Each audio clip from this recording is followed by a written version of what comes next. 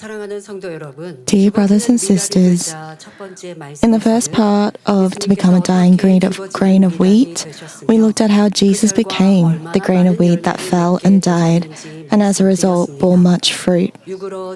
According to the spiritual law, the more you die in the flesh, the more you live in the Spirit. And it's important that we die in the flesh in order to live by the Spirit and bear the fruit of the Spirit. The spiritual law cannot be understood through worldly faith, knowledge, human theories, or thoughts. Most of the words in the 66 books of the Bible do not make sense to a worldly person. The Bible says one must die in order to live, but worldly people try to live in every way. They don't try to die. The phrases serve in order to be served and humble yourself and you'll be exalted completely oppose worldly theories. But God's word is definitely truth. Being the law of answers and blessings, it's the way to life, blessings and exaltation when you obey according to the word. By listening to God's word, you begin to recognize the evil and untruths in the heart. And just like the examples, we've got instances where, your thoughts and God's ideologies, theories can differ. But through, the fight against sin, you learn to understand God's providence and point of view, and you have a moment where you choose to stay in the flesh or to choose the Spirit. And there are two main types of people as the battle against sin and to be transformed by the truth begins. The first type is someone who has faith, holds on to hope, and diligently fights against sin, even to the point of shedding blood, casting off evil, even in appearance, and filling themselves with the truth. This is an obedient person. They don't cling to excuses or reasons. Using God's word as the standard for thoughts, words, and actions, they're quickly transformed. When you look back on yourself and you reflect and you see that your words, your actions, your way of life is different to the gospel of holiness. And of course, this would have been more clearer as a beginning Christian. And of course, that may be, normal for someone who's just a beginning Christian. However, as you continue your Christian life of faith, and then you realize that as you live your Christian life, that you still have these negative areas. And if you live your Christian life and accept the fact that the gospel of holiness is different in your life, that you don't live according to the gospel of holiness, according to God's word, then you will be able to be transformed. But because you don't transform, the reason is that you don't accept the fact that you don't live according to the gospel of holiness. Your thoughts, your knowledge is different to what you actually know in the heart. And you know that if someone, hates you or curses you or says rude words to you, you should love them and to humble them, but you make excuses. When you don't abide by God's word, you end up cursing them back, or you make excuses saying that, if I don't tell them that they're wrong, they're going to go the wrong path. The second type is someone who doesn't persevere in the spiritual battle against sin to the point of shedding blood and abandons or avoids the truth instead. Because this person does not make the self die, God's word conflicts with personal thoughts and theories. There are some people that completely leave God's presence. Some people don't leave God's presence, but they listen to God's word and become discouraged. There are instances where people listen to God's word and try to apply it to other people, and then they say that, their life is difficult because of other people. But this is not being obedient to God's word. We need to look back on ourselves. We need to make ourselves die in the flesh. Even when the word is not directly a stumbling block, they may clash with others, fall and stumble. And if the self was truly to die, they could live in peace with others, but they insist on themselves and harbor hatred and resentment. And just like the first, example, I hope that everyone can hold on to their faith and diligently fight against sin, instead of living a life of complaints and dissatisfaction that will bear no fruit. When the battle against sin begins, fight against sin to the point of shedding blood, and as you die yourself daily, become filled with the truth. In that way, God can be glorified and bring forth abundant fruit. Last week, we said that the first part to die is the self. Just as a grain of wheat must die to provide nutrients, allow the sprout to grow and the roots to take. We can all enter into spirit to the extent that we break down the self, formed from sin and untruth. 1 Corinthians 15, verses 42 to 44 tells us how to cast off the self. May you realize the spiritual blessing that comes when your self dies in the flesh and you're born again as a more beautiful and honorable person. Just as a grain of wheat must die for new life to begin, 1 Corinthians 15 verses 42 to 44 shows that we can become spiritual people when our natural bodies die. So also is the resurrection of the dead. It is sown a perishable body. It is raised an imperishable body. It is sown in dishonor. It is raised in glory. It is sown in weakness. It is raised in power. It is sown a natural body. It is raised a spiritual body. If there is a natural body, there is also a spiritual body. First, what does the resurrection of the dead mean? When a person receives the Lord and the Holy Spirit, the spirit that had died due to Adam's original sin comes back to life. Adam's sin, when Adam sinned, his spirit, the ability to communicate with God and the ability to walk with God died. It disappeared. But that soul that's come back does not die when this physical body dies. It's said to be asleep. And so when Adam's original sin comes back to life, when our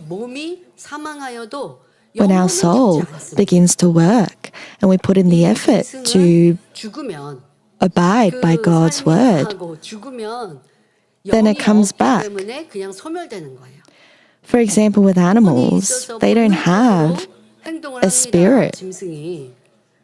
So when they die, they just disappear completely. And they disappear to nothing.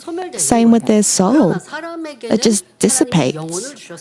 However, for mankind, God gave human beings a soul and a spirit. So when the spirit comes back to life as we abide by God's word, that's when our life of faith begins.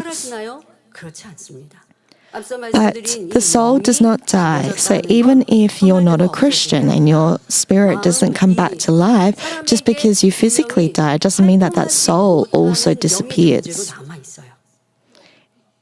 It's left. But due to the soul and the spirit that God first gave human beings, it is still there. It's just simply asleep.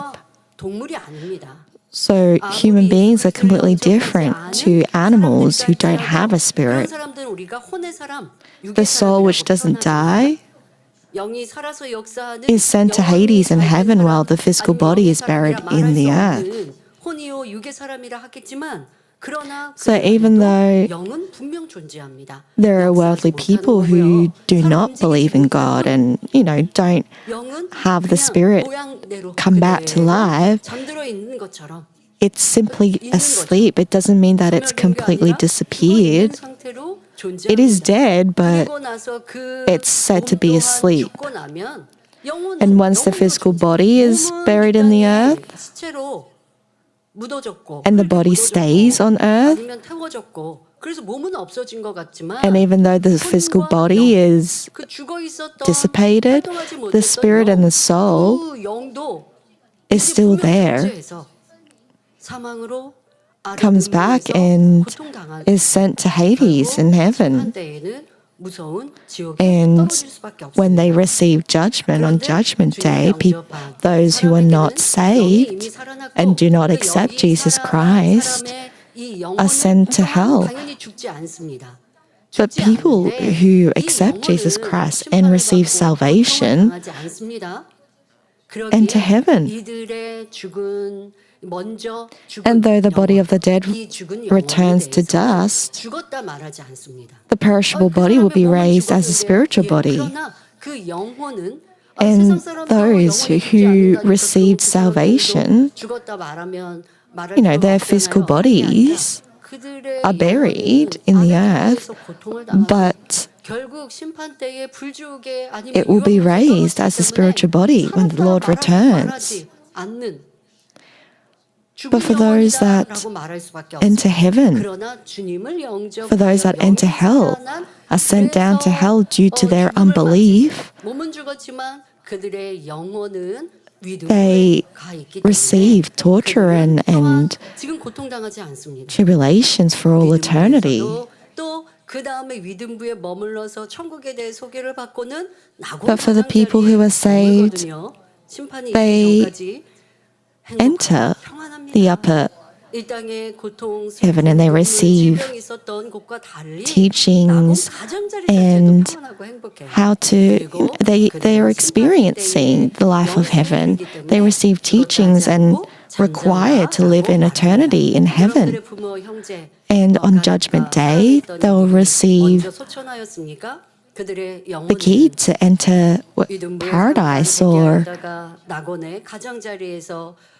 other levels of heaven depending on their measure of faith. And when we are called to the air, when the Lord comes down from the air, we're able to be raised as a spiritual body when the Lord returns. And the body reunites with the soul. And we become a completely resurrected being. So the body of the dead returns to dust, but the perishable body will be raised as a spiritual body when the Lord returns. And even though you think that the physical body has disintegrated in the earth, it will be raised as a spiritual body again. And if you look at movies, sometimes you'll see some scenarios where, there's a character in the movie that has been in a car crash and they've lost their life. But, this person ends up becoming a spirit and they can see their body just lying there. Sometimes the spirit doesn't realize that, they've been separated from the physical body. And you see these scenes in movies. And if you receive salvation, you've got two angels that come and take you to the upper grave. Or if you don't receive salvation, you've got the path that goes down to hell, to Hades. And whilst the physical body is buried in the earth and ends up returning to dust, that spirit that was sent to the upper grave and waiting for the Lord's return for Judgment Day, then through God's power, through God's miraculous works of power, that spirit in the upper grave will be reunited with the body that returned to dust and the soul, which comes down with the Lord from the air. And that becomes a holy resurrected being. And this is then called the resurrection of the dead. So now when everything comes together, our spirit, our soul, and then our body also is raised as a spiritual body, then we become a completely resurrected being. And as recorded, it is sown a perishable body, it is raised an imperishable body. And this is what happens when the Lord returns. So right now we looked at those who died but have believed in God and received salvation. This is called the resurrection of the dead. And as recorded, it is sown as perishable body, it is raised an imperishable body.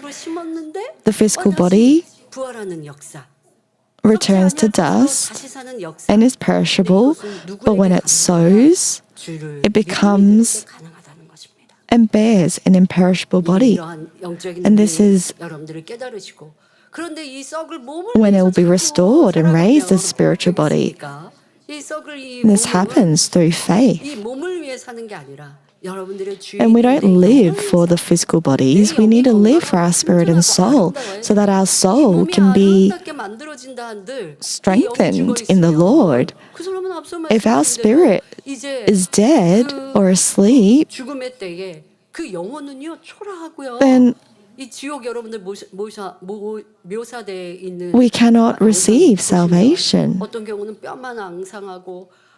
If you look at examples of hell, the torture received down there is incomprehensible. You've got scenes where you've got bodies just left with bones.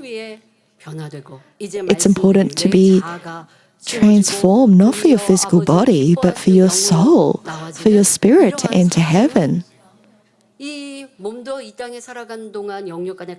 And when you do so, of course, your physical body as well will be healthy whilst on earth as well. But not just so, if you live according to God's word for your spirit and your soul, then not only your physical body, but your soul and your spirit will be restored and be beautiful. When you are raised as a spiritual body and you enter heaven, it doesn't mean that you'll look exactly the same in heaven. And it's not that everyone will look exactly the same in heaven, but the beauty in heaven is completely incomparable to the beauty on earth. And in heaven, let's say, for example, that you have a brooch on your clothes, but depending on your level of faith, depending on your level of brightness, the light that you shine in heaven, even though it may be the same type of brooch, the brightness that it shines off from each of those brooches, from the jewels, can be different. So each diamond, even though it may look the same in heaven, they're completely different. And even on earth, you've got gems, you've got stones, you've got diamonds where it may be large but not worth as much. And you've got tiny diamond cuts that are worth triple the amount of a large one. So it depends on the quality and the amount of purity of that diamond, of that gem. So it's the same in heaven. Even though each stone or gem or diamond may look the same, the brightness and the quality of it 사람들이 depends on your 되시기 measure of 바랍니다. faith. 눈에 보이는 몸이 죽어 썩어지는 것 같으나 Just as the visible body seems to die and decay, it'll be restored and raised as a spiritual body. So it's important to believe that when you sow what is perishable, untruth, and sinful and then die, what's raised is the imperishable, true, and spiritual. Let's look at how you must sow the perishable and die spiritually. First, you must sow the thoughts of the flesh and reap the thoughts of the Spirit. Romans 8, verse 6 to 7. For the mind set on the flesh is death, but the mind set on the Spirit is life and peace. Because the mind set on the flesh is hostile toward God, for it does not subject itself to the law of God, for it is not even able to do so. Fleshly thoughts come from sinful hearts, like judging, condemning, hating, envying, being jealous, and feeling hurt. These thoughts of untruth trouble those around you. But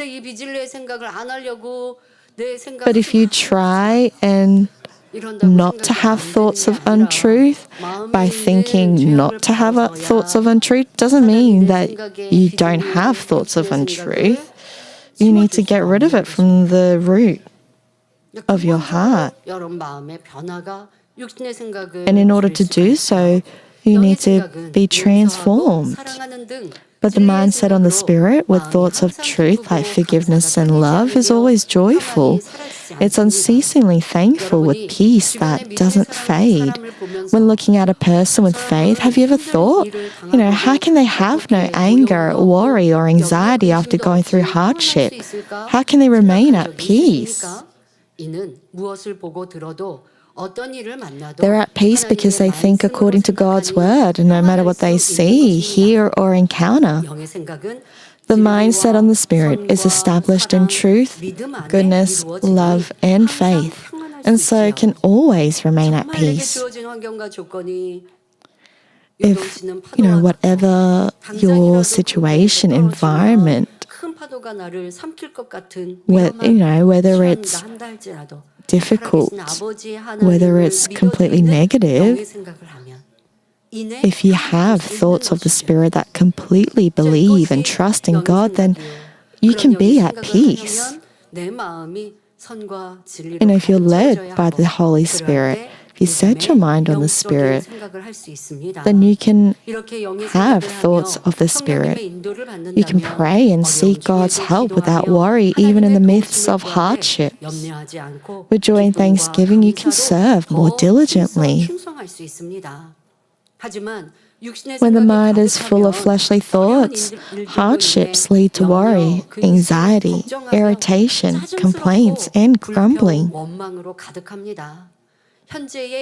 In these cases, you only focus on the current difficulties instead of God's power and help.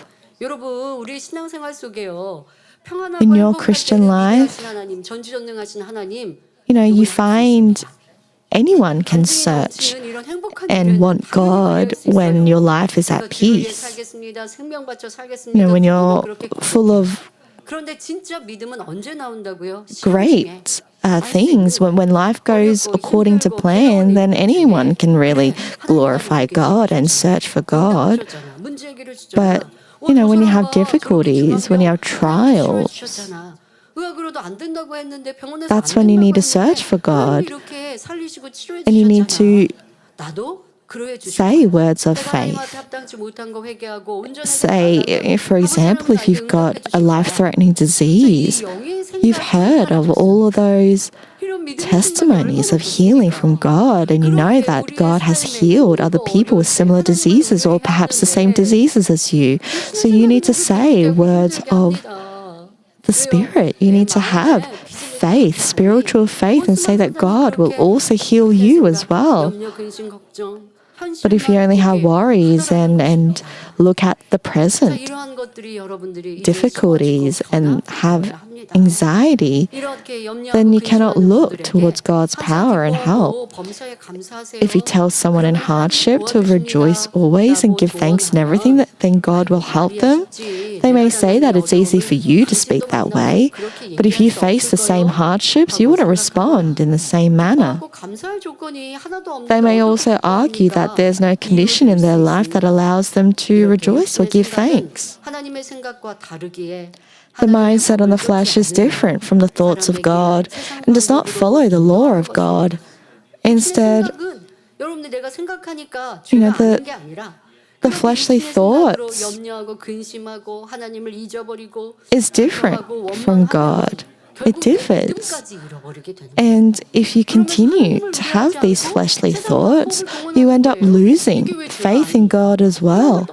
You may think that it's not sin per se by having fleshly thoughts, but these fleshly thoughts can make you leave God and lose faith in God and then be led to worldly ways.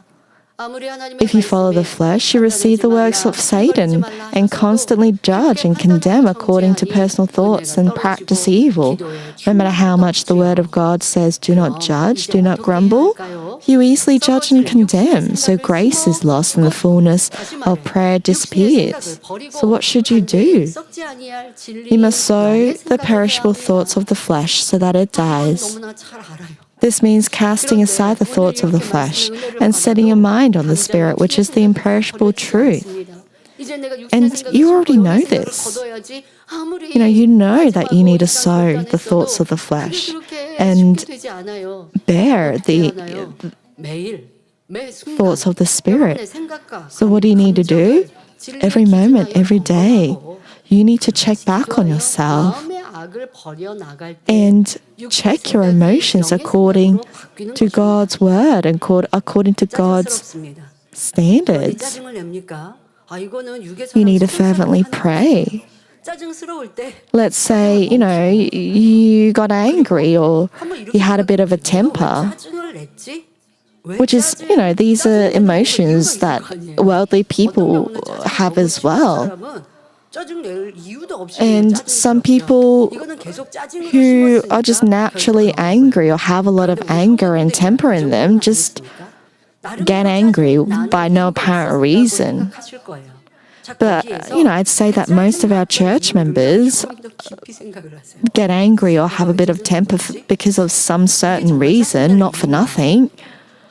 So when you get angry, even if it's for a second, you need to check and look back on yourself as to why you got angry.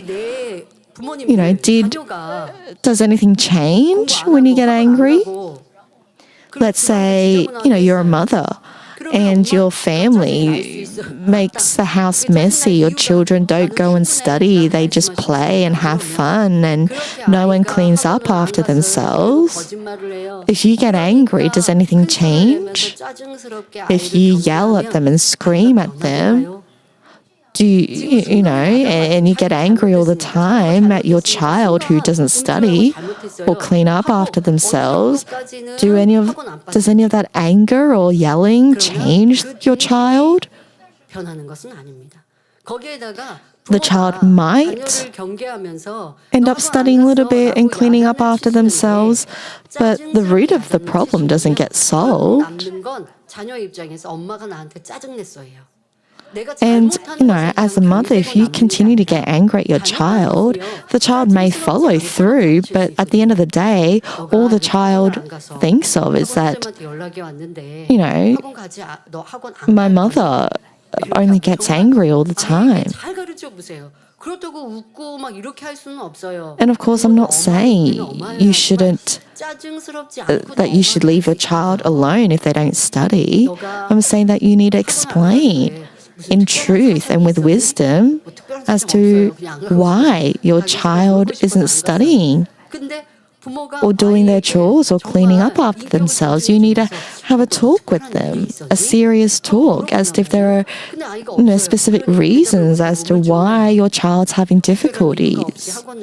And if there are no specific reasons, 아니, then, 의견을 try and find a 존중해줘요. way, 그럼 아이는요, a middle ground 엄마가 to 나를 무시해서 help your 자연스럽게 하는 게 child 아니라 지금 나를 to study and clean 존중하면서 내 up 의견을 after 듣고 있다는 거예요. themselves. And then this child will realize that, my mother actually respects me and wants to have a chat with me instead of just getting angry all the time. 자기가 변명하다가 정말 오늘은 너무 몸이 And, 힘들어서 sometimes through these talks, you'll find that the child will tell the truth as to why they don't study 그런데 아이가 그게 두 번 되고 세 번 되면 or clean up after 이게 themselves. 게으르고 나태해서 공부하기 싫어서 안 간 게 되잖아요. And of 그럴 때는 또 course, 그렇게 대화하면서 you need to have deep and meaningful talks with your child if these instances happen. Make sure that you lead them to the right path, not just get angry at them all the time. You need to explain what's right and what's wrong and why it's wrong and why it's right. Don't be a mother or a parent that just yells at their child without asking them why they acted in a certain way. If that happens, then all there is anger between the parent and the child. So the child, they end up having negative emotions against their parents. So the relationship between parent and child, it just slowly disappears. 이러한 모습 가정의 화평이 깨어지는 것이고 This is breaking peace in the family, and it's not leading your child the right way. 이제 내가 육신의 생각 또 육신의 생각과 그 일들로 So all your fleshly thoughts, the works of the flesh, this anger, this temper, 이 육신의 생각부터 딱 잡으면 육신의 일로 안 나오는 is something that you need to control. Of course, the works of the flesh, like anger and temper, that 대입해 보시라고요. is shown. If you control that anger and temper at least, then it won't come out. And I'm sure if you look back on your childhood as well, children, they just want to play most of the time. Most of the time, they just want to have fun. So when you pray and you have a talk with your child, think of their perspective. Think through their eyes. Each generation is different. Keep reflecting and finding ways to help your child transform and to abide by the right ways. If you accept fleshly thoughts, then works of the flesh will happen. And, when you get angry at your child, it doesn't mean that you'll be happy. Your child's not happy, then you don't feel happy either. Anger doesn't give you any benefits. So all of these are areas where you need to look back on yourself and fix and change. So thoughts of hatred and feelings of discomfort can disappear.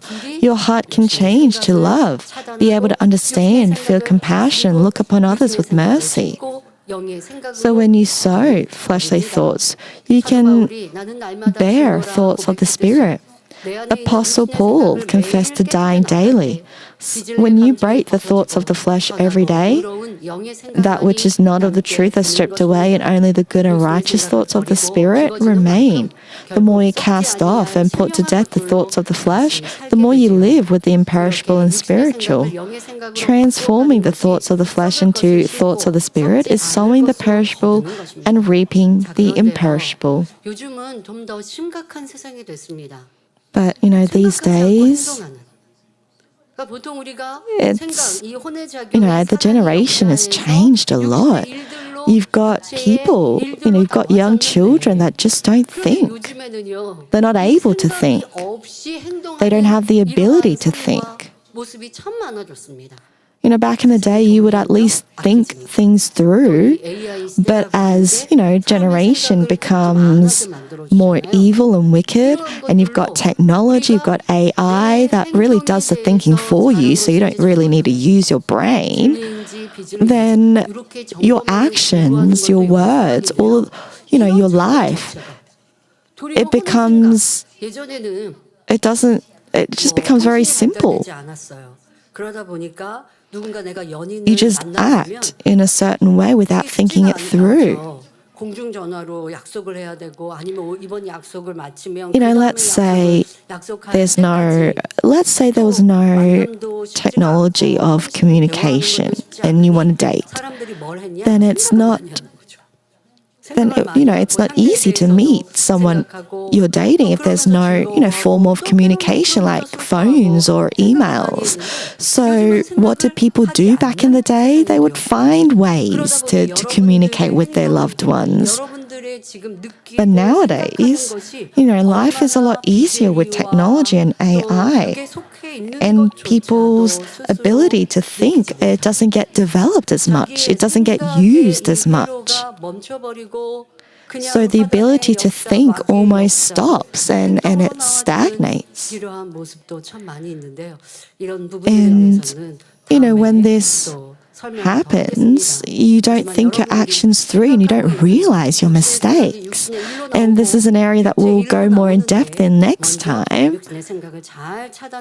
But it's important that you need to cast off fleshly thoughts so that you can become a spiritual person.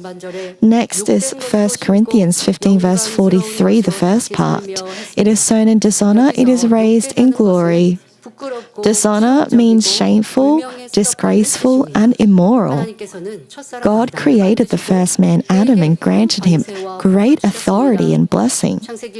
Genesis 1 verse 28, God blessed them, and God said to them, "Be fruitful and multiply, and fill the earth, and subdue it, and rule over the fish of the sea, and over the birds of the sky, and over every living thing that moves on the earth." God gave Adam a great and marvelous blessing, but Adam disobeyed the word of God and lost the great authority and glory, receiving great shame due to sin. Ecclesiastes 3 verse 18, I said to myself concerning the sons of men, God has surely tested them in order for them to see that they are but beasts. Mankind who has sinned and turned into weak, small creatures have become no different from beasts. But people don't realize this and tend to boast of themselves, despise and look down on others, and seek to glorify themselves with wealth, honor, authority, power, and beauty. But in reality, all of this is vanity. Even if you have beauty, a fine figure, expensive clothing, a luxury car, but the heart is filled with vile sins and a tendency to look down on others, then this is truly shameful and disgraceful. To commit evil and practice sin is completely dishonorable. Concerning the sins that bring dishonor to mankind in the world, the scripture speaks of the need to sow what is dishonorable so that it may die. For example, the boasting of life can stain the heart and mind with untruth and, make you look embarrassing. When someone wears better clothes or drives a better car than you get envious. So this leads to resentment with your life and joy disappears. If you don't have, the boast of life, then you won't get envious. You won't be greedy of other people with better things than you. There's no need for you to be envious. But when you have the boast of life and you see people with better things than you, then it's almost as if there's an empty hole in your heart. You end up with no hope of heaven, remaining a fleshly person preoccupied with eating and dressing and living well on earth. But if you sow what is dishonorable to gain what is glorious and repent of the envy and comparison to others, choosing contentment and thanksgiving, then it brings the hope and joy of heaven. As the dishonorable is sown and put to death, there's a corresponding transformation in truth, which shows that God intends to glorify you. So the more you die, the more your soul prospers. As the soul prospers, all things go well. It's when you receive true happiness. And when you know that, you've got heaven, you've got the eternal kingdom of heaven, and you sow the dishonorable, you sow the perishable, then you reap the imperishable. And that's a true blessing. When you see people with great luxurious, clothing, accessories, cars, houses, this is all in the flesh. You want to sow the perishable and reap the imperishable. You want to be exalted by God, not, in the world by people. So the more you die, the more your soul prospers. As the soul prospers, all things go well and you receive strong blessings, becoming a spiritual person of truth. 1 Corinthians 15 verse 43, the end part.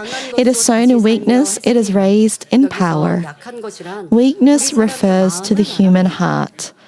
Originally, the first man, Adam, was entirely spiritual. Adam's heart was entirely spiritual and filled with the knowledge of truth.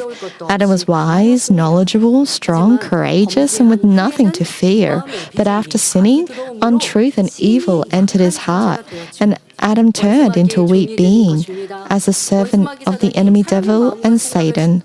The enemy devil and Satan has taken hold of the hearts and minds of humans, filling them with fear, anxiety, and worry. Worldly people controlled by Satan, no matter how strong they are in strength, if there's natural disasters or great thunderstorms, lightning, they get scared. But what about people who believe in God and are true children of God? No matter the natural disaster or thunderstorm or what may be, they don't get scared, they don't get frightened. They know that God is with them. They know that even if they were to lose their life, they're going to enter heaven. So you need to sow weakness and reap strength. Reap the power of God. So how many of your own thoughts and heart do you fail to control? Over small matters, you get no matter what happens, there are times when you are unable to control your own thoughts and heart. So over small matters, you get irritated, lose temper, and can't control evil emotions, which leads to quarrels and violence. Despite knowing that alcohol, tobacco, drugs, and other harmful substances should be avoided, you fail to control your thoughts, heart, and body. This is foolish and weak. But the mindset on the Spirit and truth is strong. The enemy devil and Satan fears it. It draws down the mighty and great power of God, allowing you to live a life of success. It's important to sow the untruthful, weak mind so that it may die and be raised again with a gentle heart of the Spirit, one that understands, forgives, and serves. When you forgive, yield, and sacrifice, it's not because you're weak. It's because you're great in the love of the Lord. Matthew 18 verse 4. Therefore, whoever humbles himself as this little child is the greatest in the kingdom of heaven. Matthew 23 verse 11. The greatest among you shall be your servant. In this world, people think that if they humble themselves, yield, sacrifice, and serve, others will look down on them. But God says that you're truly strong when you act in goodness. When you humble yourself, serve, and follow the truth, it may seem as though you're losing and that the world does not acknowledge you, but God praises, loves, protects, and exalts you according to His ways. By humbling yourself in obedience to God's word, the enemy devil and Satan retreats and you can receive God's blessings. So don't choose to sin and do evil to gain recognition and exaltation in this world. May you become truly strong, reflect the heart of the Lord, conquer and rule over the world. As you sow each day, if you think about the early churches, Christians in the early churches, they didn't stumble, they didn't stop before trials and tribulations. They considered it a glory. And even though they were before life-threatening trials and tribulations and situations, they weren't frightened of death. They stood firmly before God with faith. So as you sow each day the perishable, dishonorable, and weak, so it may die, you will reap the imperishable, glorious, and strength. Cast off the vain and useless things of the flesh and pursue the valuable, beautiful, and eternal in the Spirit. Dear brothers and sisters, Jesus came to earth and completely died like a grain of wheat, bearing countless fruits. He said in Matthew 10, verse 39, "He who has found his life will lose it, and he who has lost his life for my sake will find it." Ask yourself, what are you living for? Are your efforts focused on living abundantly in this world so others look up to you despite, going to heaven being more important?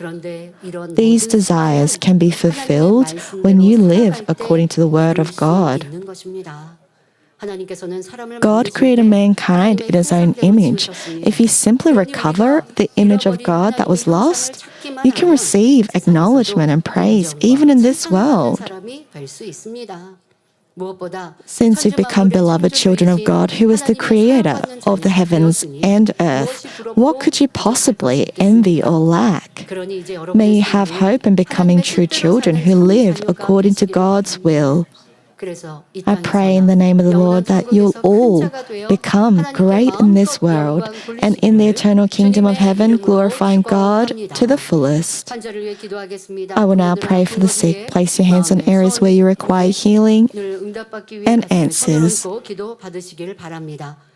Dear Heavenly Father, we come before you to worship you and glorify you. Father, place your hands on everyone who is watching this service from head to toe. May all illnesses, infirmities, diseases, weaknesses, may they all be cleansed by the fire of the Holy Spirit. Father, place your hands on all of our members who is watching this service. May we be strengthened in the name of Jesus Christ. Father, cleanse us from all sicknesses, illnesses, diseases, and infirmities. Father, may we be strengthened in your name. May all pain disappear.